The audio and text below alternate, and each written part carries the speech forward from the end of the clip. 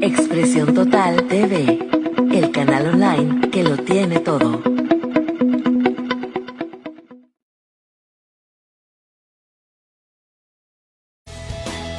Vapeo Informado, un espacio libre y sin fronteras.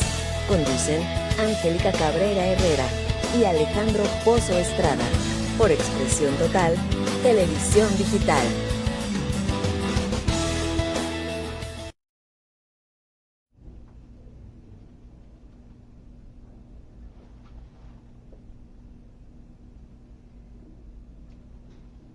Hola, buena tarde a todo el auditorio. Gracias por sintonizarnos en este nuevo programa, o un programa más bien, de Vapeo Informado, un espacio libre y sin fronteras. El día de hoy nos acompaña en la mesa Nayeli, que es parte de Vapeo Informado, y también está con nosotros Eddie Caballero. Él, como recordarán, ya había estado un programa antes con nosotros, y quedamos todos, con muchas ganas de continuar platicando sobre estos importantísimos temas en psicología. Y entonces, aquí, gracias Eddie, bienvenido. Gracias Angie por invitarme nuevamente. Gracias Nayi por estar aquí con nosotros. Gracias a ti por estar. Es la primera vez literal de Nayeli, y entonces, bueno, la verdad es que le damos la bienvenida y queremos incorporarla porque ella también va a estar formando parte de esta mesa en algunos otros programas.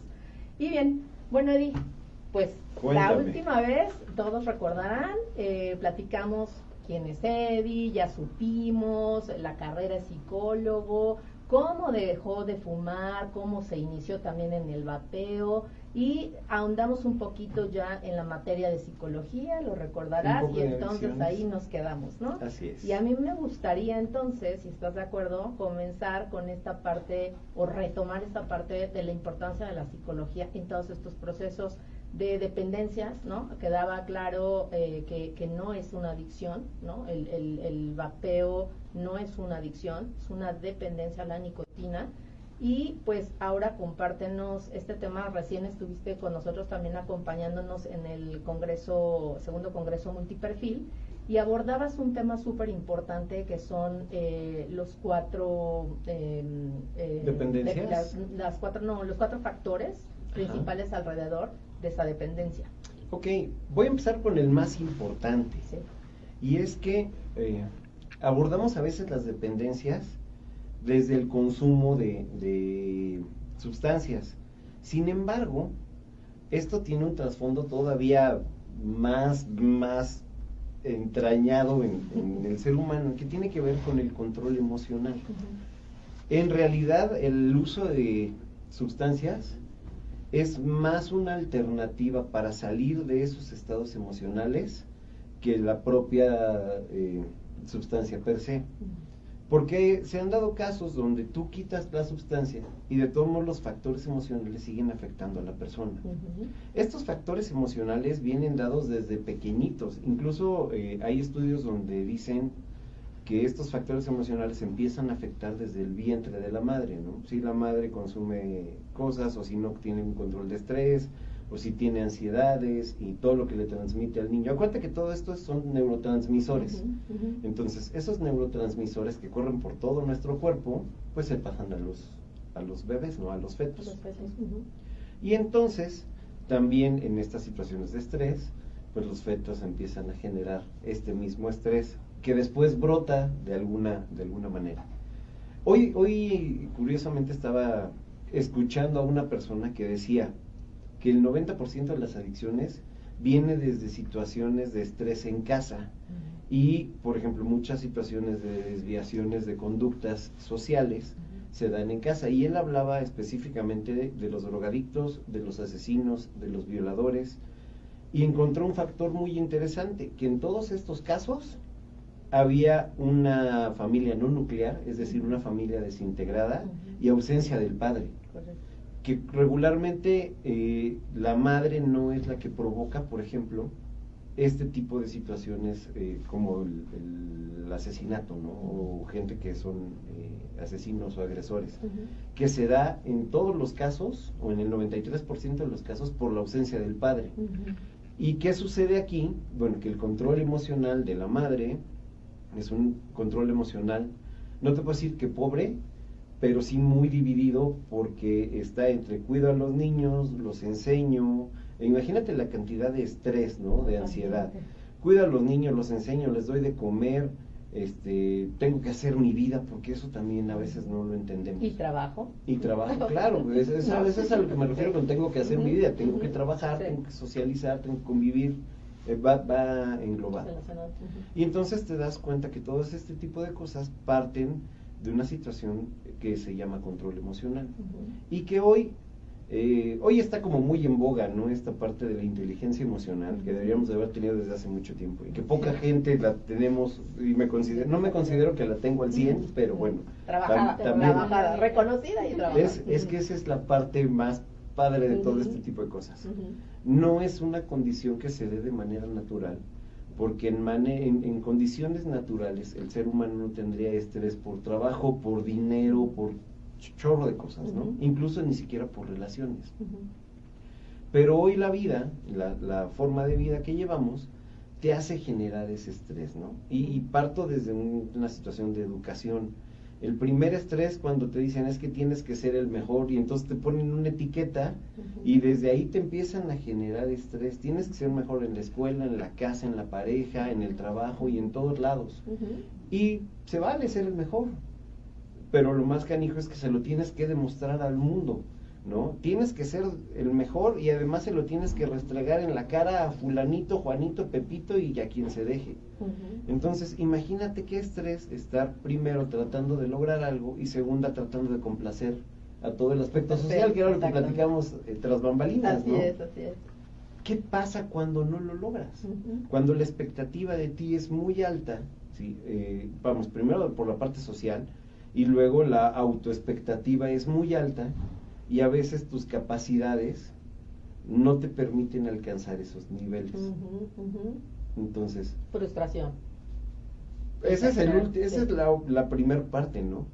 Porque antes de la frustración, todavía antes de esa primer parte, antes de esa frustración, vas a hacer hasta lo imposible por quedar bien, no contigo, con los demás. Con los demás. Por supuesto.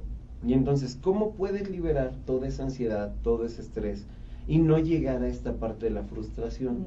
Pues habrá quien lo hace con algunas actividades, meditación, etcétera, etcétera, pero los menos hábiles, pues recurren a otros métodos, pues otros prácticas relajantes, satisfactores, prácticas, conductas que te permitan liberar el estrés de diferente manera.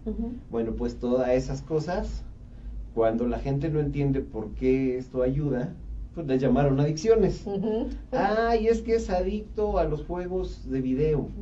Cuando es la parte en la que tú puedes, aunque te generan más estrés, ¿sí? Porque finalmente es una competencia, es un estrés diferente, es un estrés lúdico, ¿no? Hay quien dice, bueno, pues yo los viernes después de tanto estrés me voy a ir a tomar una copa de alcohol, y no pasa nada, te puedes tomar 1, 2, 3 y a lo mejor marearte y no pasa absolutamente nada. No es cierto que la gente salga los viernes hasta las chanclas de un bar. Exacto, porque yo les comentaba, en realidad, de todas las personas que tienen una actividad recurrente, no le quiero llamar adicción, pero recurrente, solamente el 3% llega a ese nivel de adicción, a perder su trabajo, a perder la conciencia, a desalinearse, a descuidar su casa. Y eso también pasa con la gente que es ludópata, ¿no? Que puede estar 20 horas jugando y te olvidas de comer, de bañarte, de asearte, de hacer real. Exactamente. Pero son los menos, son los menos. Lo que sí es real es que mucha gente encuentra en diferentes actividades o en diferentes sustancias una manera rápida de aliviar ese estrés y esa ansiedad para no llegar a un brote, ¿no? Para no desencajarse, para no aventarse por la ventana, para no generar conductas violentas. Y pues yo no lo veo mal, No, a ver, pero yo quisiera hacer una pausa aquí tantito y preguntarte. Tú comentas esto de la mayoría de las personas, para no aventarse, o sea, consciente, y a mí me llama la atención eso, realmente es de manera consciente, que tanto porcentaje de la población lo hace. Este reconocimiento, autorreconocimiento, porque te lleva o implica un trabajo muy profundo. el autoconocerte, ¿no? O sea, el hacer una inmersión, reconocer, identificar, antes de reconocer, identificar y demás. O sea, realmente, ¿qué porcentaje de esa población lo hace? Y que ya, a partir de ahí, que digas, para no entrar en una locura y salir corriendo y aventarme, voy a hacer uso de, ¿no? Bueno, voy a partir desde esa parte del aventarme, ¿sale? Ese tipo de pensamientos que te llevan a tomar una decisión de quitarte o no la vida, son decisiones, no son inconscientes. Antes, el suicida, antes de aventarse, ya lo pensó. No es de manera inconsciente de decir, ay, me caí, ay, sin querer se me disparó, o sea, ya está premeditado. Entonces, a eso voy con ese quiebre, que hay una línea muy delgada entre alcanzar a controlarte y tomar una decisión muy fuerte para decir, yo ya no puedo, ¿sí me explico? Ya no puedo. Y se dan casos donde tu control emocional o de tu nivel de tolerancia de estas emociones simplemente es rebasado y te vas a una opción que es una opción muy sencilla, ¿no? Ahora, hay estadísticas... Pero muy valiente, y lo han dicho, ¿eh? Y estadísticas que nadie te dice, porque del 100% de personas que intentan suicidarse, solo el 2% lo logra. No. Y sin embargo pasas... O sea, imagínate, no quisiera desviarme de esto, eso lo platicamos en otra ocasión que vengas, pero esta parte de decir... La fallé, porque hasta en esto, el clásico, ¿no? Hasta para esto soy malo. Sí, en verdad. Fíjate cómo esta parte de las expectativas que tienes de algo es lo que te genera de veras mucho estrés.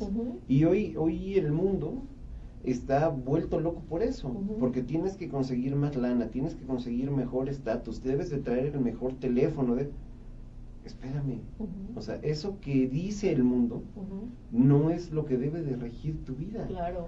Maslow decía algo muy sencillo, no sé si se acuerdan de la famosa pirámide de las necesidades. Y este es un tema controversial. Te decía, mira, el primer punto, el primer escalón de las necesidades, la base, está centrada en las necesidades básicas, fisiológicas. Tienes que dormir, tienes que comer, tienes que relacionarte y tener relaciones. O sea, necesitas protegerte. Eso es básico. Okay. Nadie te dijo que tenías que comer caviar. No, correcto. Nadie te dijo que tenías que vivir en Tecamachalco.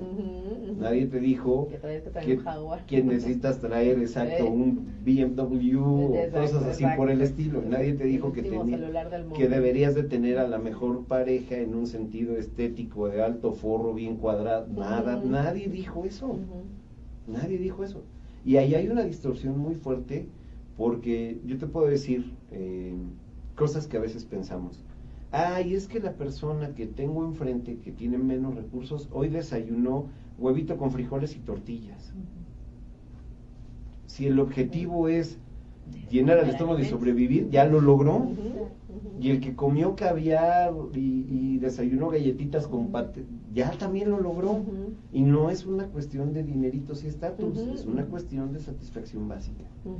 Entonces, cuando tú le empiezas a meter el factor dinero, y que ese factor dinero tiene que ser conseguido con un esfuerzo sobrehumano, donde pierdes tu vida en un trabajo por conseguir la plata, ahí están los primeros factores de estrés. Yo lo comentaba en el Congreso. O sea, imagínate qué complejo es que salgas de una junta, te están avapuleando por resultados, que además el dinero que ganas hoy probablemente no te alcance, y todavía alguien te dice, deja de fumar con fuerza de voluntad, y te recomiendo que hagas ejercicio y yoga, y sales con la adrenalina a tope, con el estrés a tope, y no te vas a agarrar y decir, oye, bueno, ahorita regreso, le voy a dar 3 vueltas a Liverpool Polanco para bajar el estrés. Claro que no, claro que no. Entonces, ahí es donde entran las famosas sustancias, llámala como quieras. Nosotros hablamos de la nicotina porque lo comentábamos la vez pasada, es un neuroregulador, ¿sí?, que no genera esta distorsión social y que además es bien visto. Y además es muy económico. Entonces, oye, me salgo, me fumo un cigarrito, me relajo y tengo un poquito más de lucidez para poder seguir haciendo mis actividades. Digamos que es una parte Creo que es un poco, ¿no? Pues mira, más que sedarte, digamos que esa parte del estrés es bañada un poquito por la dopamina y entonces te hace sentir menos mal, ¿no? Okay. O como cuando justo te sientes igual y te tomas, y lo hemos platicado también, equivalente, sí, o se equipara con los efectos de la cafeína. Posiblemente, ¿no? claro, claro, así puede ser. Entonces, yo creo que este factor en el cual no somos conscientes del manejo de nuestras emociones es el que te lleva a incluso a consumir drogas más duras. Pero todo parte de un factor netamente emocional y tiene que ver con que no nos han enseñado desde muy pequeñitos a controlar nuestras emociones, ¿no? A decir, oye, no solo a conocernos, sino a no disparar tus emociones ante determinadas situaciones, porque además lo vives, ¿no? De repente se rompe un plato en la casa y dices, bueno, es un plato. Si lo ves en sentido crudo es, híjole, es un plato, ya se rompió. Material. Pero de repente sale la chancla voladora. Exacto. Y ya me rompiste un plato, no sabes lo que cuestan las cosas.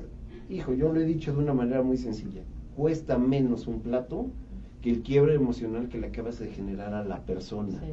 Ya platicaremos de eso al ratito. ¿Sale? Pero, o sea, no somos conscientes de esa parte, le damos mucho valor al factor externo y cuidamos muy poco las emociones.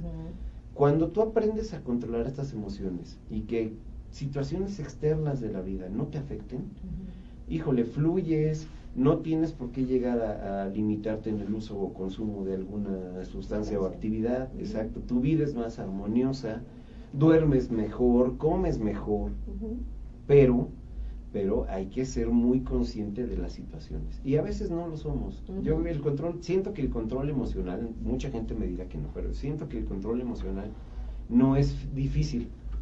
Lo difícil es cambiar esa mentalidad de, es que así he sido siempre, es que así tiene que ser, es que si no, no puedo. No, sí puedes.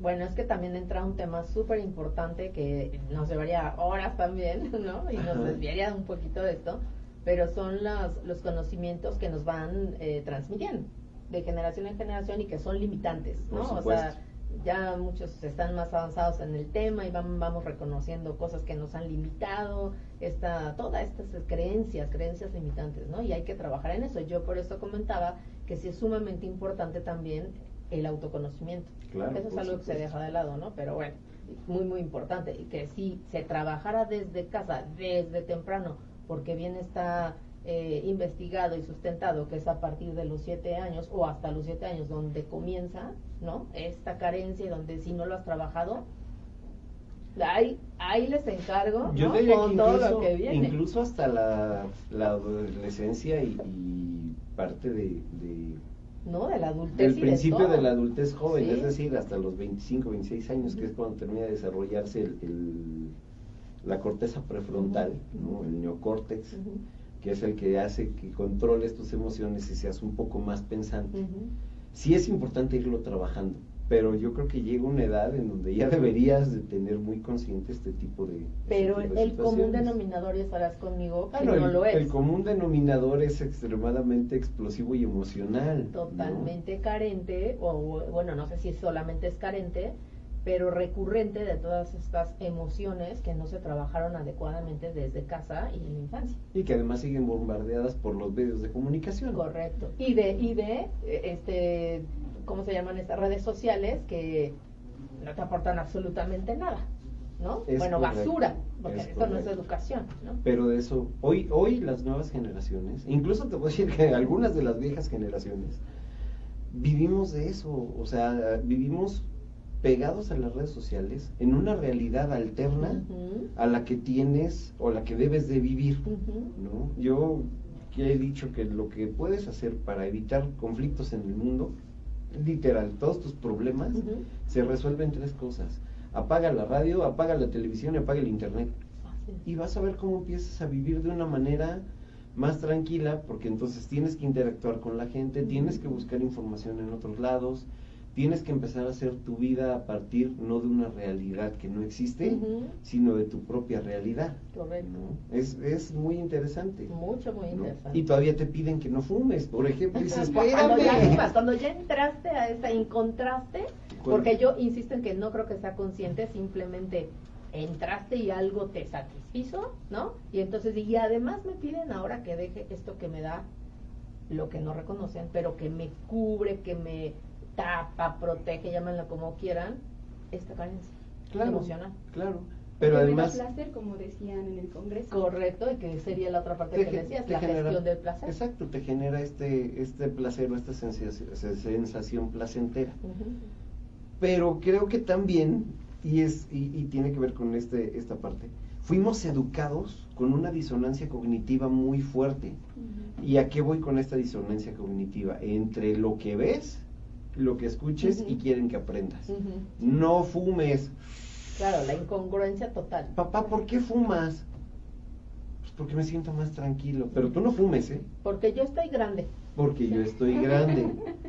Y entonces, la primera percepción de una persona joven, que aquí en este país a los niños comienzan a fumar a los 10 años, es como mi papá no me hace caso, como yo tengo que seguir a una autoridad, como es la autoridad la que dicta las reglas, y en este caso prácticamente desaparecen a los niños de una mesa de debate.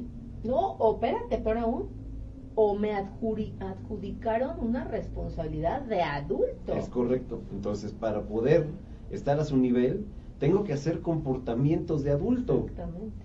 Y entonces te encuentras con que fuman, se drogan, con sexo a temprana edad, que además va relacionado con este interés de la edad, fumar y hacer conductas que han estado muy estigmatizadas. En lugar de orientar, hemos tratado de prohibir que las personas, los jóvenes, se acerquen a eso, y entonces lo descubren en otro lado. Y en lugar de acercarlos a decirles, oye, bueno, ya lo descubriste, vente, vamos a platicar, te quiero reorientar, o viene el castigo, o viene el rechazo, y entonces... Es un golpe más. Es un golpe más fuerte y a la emoción. A la emoción. O sea, ya acumulaste a lo que traías, ya le echaste al costadito. A la depresión, ¿no? Sí. A la depresión, a la ansiedad. autoestima. Respecto, por ejemplo, al éxito, que también genera un chorro de estrés. Lo que es éxito para ti, lo que es éxito para Nayi, lo que es éxito para Edgar, son tres cosas completamente diferentes. ¿No? Y entonces, a lo mejor, tú eres la profesionista más exitosa, tú eres la abogada más exitosa, y quieren que Edgar sea igual que Nayeli y Angie, pero a mí me encanta el deporte, y puedo ser igual de exitoso sin tener una carrera, por ejemplo. ¿No? Hay una persona que me encanta escuchar, no sé si has oído a Odín Dupeirón, que dice algo muy sencillo: ¿quién carajo nos dijo que teníamos que ser forzosamente el número uno, en lo que sea? Y si yo quiero ser un 4, o sea, yo por decisión quiero ser un 4, o sea, un número no me marca. Yo con 4 estoy bien, yo ahí estoy a toda. Y tiene que ver precisamente con ese tipo de expectativas. A lo mejor tus expectativas, tus habilidades, tus actitudes te dan para lograr algo más, pero eso no quiere decir que lo que tú has logrado sea más que lo que yo he podido lograr, porque con mis actitudes, mis expectativas y mis habilidades, lo que yo estoy logrando para mí está bien. Y además te mantienes satisfecho, que ese sería el fin. Ese es el mejor de los... Ese es el fin, ¿sí? Que puedas estar satisfecho con lo que tú has logrado a través de las metas que tú te has propuesto. Y que no es porque hoy tú traigas un bocho y el de enfrente traiga un Jaguar o traiga un Bentley, que te tengas que sentir frustrado. ¿Sí, por supuesto, totalmente. Si lo ves de manera utilitaria, da lo mismo traer un Bentley que un bocho. O sea, sirve, diría alguien que conozco, sirve para lo mismo. Es utilidad. ¿Sí? Y habrá quien te diga, pero es que es más cómodo. Yo estoy preguntando sobre la utilidad. Los dos te llevan, ya olvídate de la comodidad, porque habrá quien anda en caballo y llega al mismo destino que tú. Antes o después, pero va a llegar. Pero va a llegar. Sí, por supuesto. Pero va a llegar. Y fíjate, como todo esto que le ponemos para endulzar el sentido de yo quiero ser más, es lo que te genera todavía más estrés. Y junto con ese más estrés y esa más ansiedad, seguramente encontrarás que tienes más adicciones a algo o más herramientas auxiliares que te permiten quitarte ese estrés. Sí. Yo recuerdo, o sea, lo preguntaba por eso, porque yo recuerdo que en el Congreso decías que uno de esos factores no está tan bien o tan tomado en cuenta al momento de estas evaluaciones, de cuando un fumador dice, sí deseo llegar a la cesación tabáquica, ya no quiero fumar. No, o sea, olvídate de si, que es algo muy importante del médico cuando te dice, tiene que dejar de fumar. El propio fumador ya llegó al nivel de decir, quiero dejar de fumar, ¿no? O sea, ya estoy consciente y ya lo acepté. ¿Cuáles son esos factores que independientemente sabemos todos aquí, bueno, y hemos justo por eso estado platicando, que no la autoridad o el gobierno, vaya, quien te tendría que proveer de estas alternativas, no las está haciendo, no las está dando? O sea, para ellos es, deja de fumar, simplemente así, ¿no? Y te orillan a regresar, ¿no? Porque no tienes estas otras alternativas porque te las están prohibiendo. Cuando ya se determinó y cuando ya se descubrió que son hasta un 95% menos dañinas, cuando olvídate del porcentaje, simplemente es menos dañino. Claro. ¿Qué factores se están dejando de considerar? Tú hablabas del hábito. Yo te puedo decir que son muchos. El primero es un factor económico. Cuando una persona decide hacerlo, o sea, decides hacer alguna actividad, buscas por cualquier medio y vas a seleccionar el que mejor se adapte a tu personalidad, a tu tiempo, a tu bolsillo, a tu forma de vida y a tu ritmo. ¿Vale? Eso abre un abanico infinito de posibilidades para que la gente pueda lograr algo. Sin embargo, el gobierno, aún cobrándonos tantos impuestos, solamente tiene limitada una situación. Pues que sea por fuerza de voluntad y por ayuda de la línea de, ya sabes, sí, no quiero hacer comercial. Sí. Oye, yo encontré hoy una alternativa mejor. Es que como yo no te la doy, yo papá no te la doy, no vale. No vale. Sí, claro. Entonces, ¿por qué demeritas ese esfuerzo de las personas? A mí me pasó como fumador, que es eso, y a ver, yo ya dejé de fumar, entendiendo el verbo fumar como exhalar el humo de un cigarro combustible encendido. Porque antes de esto nadie conocía otra cosa. Decías humo y es fumar, o humo y es una fogata o un incendio, eso es humo. Eso es humo. Sí. Dicen, es que te estás engañando. No, o sea, si yo me voy al objetivo claro, dejar o abandonar el tabaco combustible, ¿cómo lo logre? Con chicles, parches, ejercicio, vaporizadores, nicotina, como sea, ya lo dejé. Entonces, lograste tu objetivo. No tienes por qué demeritar el esfuerzo que yo ya logré. Y si quisieras que me mantuviera en esa línea para salvar mi vida, oye, pues provéeme de las herramientas que a mí me funcionan.